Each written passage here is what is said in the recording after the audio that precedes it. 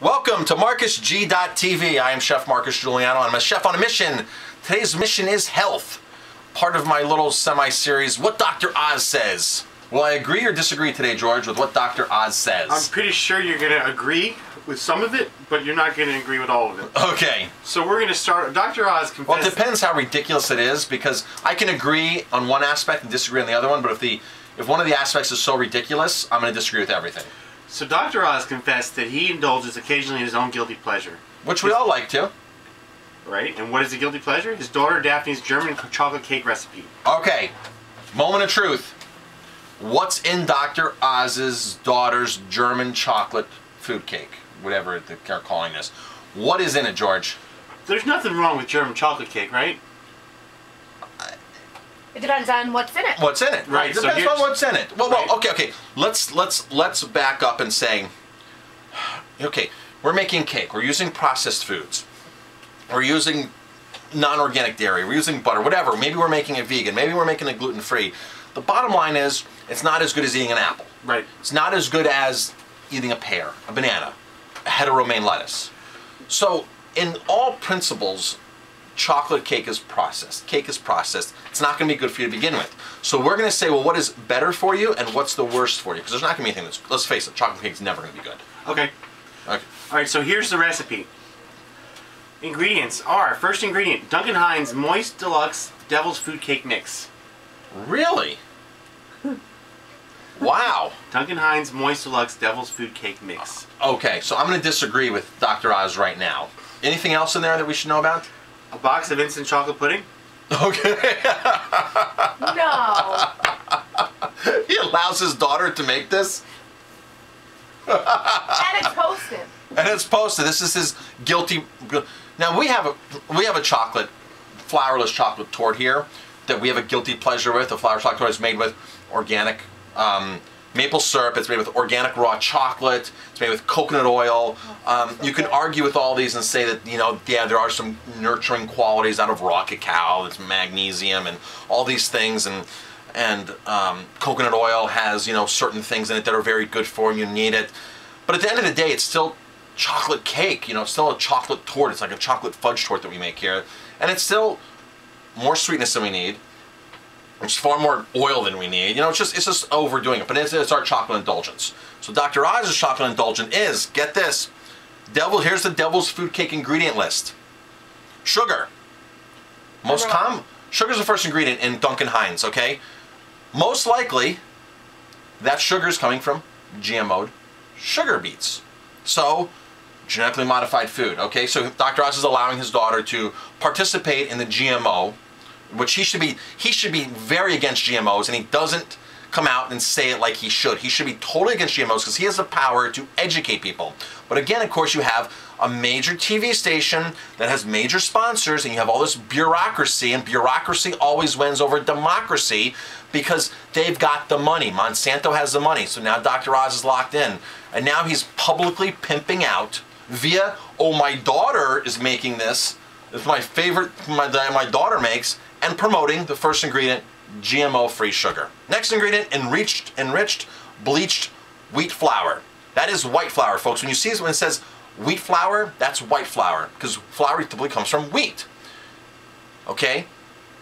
If it said whole wheat flour, then it's the whole wheat, okay? If it said whole spelt, then it's whole spelt. If it said brown rice, then it's the whole brown rice. But it says enriched bleached wheat. This is a trick that these companies use, these processing companies use, to make us think, well, oh, it's wheat flour. I'm eating whole wheat. No, you're eating white wheat. It's denatured, it's stripped, everything's gone out of it, and they're enriching it to sort of say, well, we know we've stripped it from everything, so it can have a shelf life of 10, 15 years and not spoil the very delicate balance of the oils in there, the vitamin E and everything. So now they're going to add stuff back to it, like niacin, reduced iron, you know, fine. I mean, so they're adding riboflavin, folic acid. That should be in there anyway, and it should be in its organic whole form, and you should be able to grind it yourself and use it yourself. Here's the killer, though. Vegetable shortening, made from partially hydrogenated soybean oil. Again, most likely genetically modified.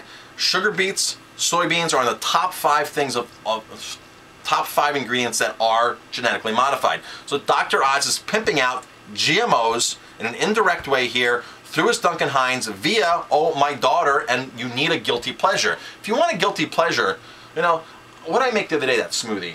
I made a banana, watermelon, coconut, starfruit cilantro smoothie. Oh man. How good was that? Wow, it's the best thing I've ever tasted. That was awesome. That's like an awesome guilty pleasure. So now if you want to make a chocolate smoothie, I would say if you want chocolate, let's say you're craving chocolate, right? And you want the healthiest chocolate you can possibly get, okay? I gave you an example of what we do for a torte.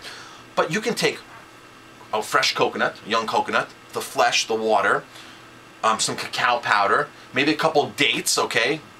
And blend that up and make this, and a banana, 2 bananas, and make an outrageous chocolate thick smoothie that's going to be outrageous. Wow.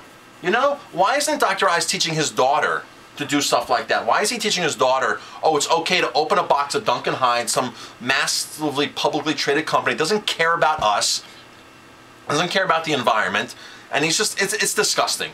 This is really disgusting that Dr. Oz would even admit to this. Because now people look up to Dr. Oz. He has so much, you know, influence, but there's a lot of people out there that see right through him. You know, this is just the icing on the cake, so to speak, just to see right through him. He can have more power than he does. Why doesn't he have his daughter come on TV and show how to make and inspire other little kids, however old she is, inspire other kids to make something healthy and nutritious, as opposed to opening up a frickin' box of Duncan Hines Devil's Food Cake Mix and mixing with instant pudding? Really? Oh, come on, Dr. Oz. This is disgusting. Jamie, do you want to say anything? I'm just appalled. Yeah. Appalled.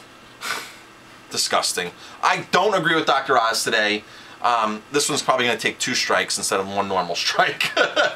This is just so ridiculous. Feelings are hurt on this one. Yeah, sugar, processed foods, trans fats, GMO foods, using his daughter to pimp it out. It's disgusting. It's disgusting. I'm Chef Marcus Giuliano. What is your chocolate, what is your guilty indulgence? What is your guilty pleasure? What do you indulge in? What do you like? You know, I'm a huge fan of fruit, and I recommend reading the 80-10-10 diet. Everything in here is indulging. It's a carbohydrate-based fruit diet. If you want to indulge all the time, why indulge just one at a time, right, George? Jamie, instead of saying, oh, I have to go on a diet and I have to eat this stuff that doesn't taste good and stuff that's, you know, indulge all the time here.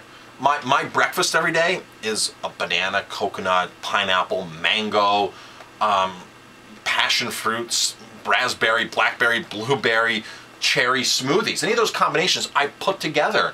Today, Jamie, we had pear, coconut, banana, cinnamon. Okay? The pears made an absolute indulgence texture to it. What'd you think of that today, Jamie? It was delicious.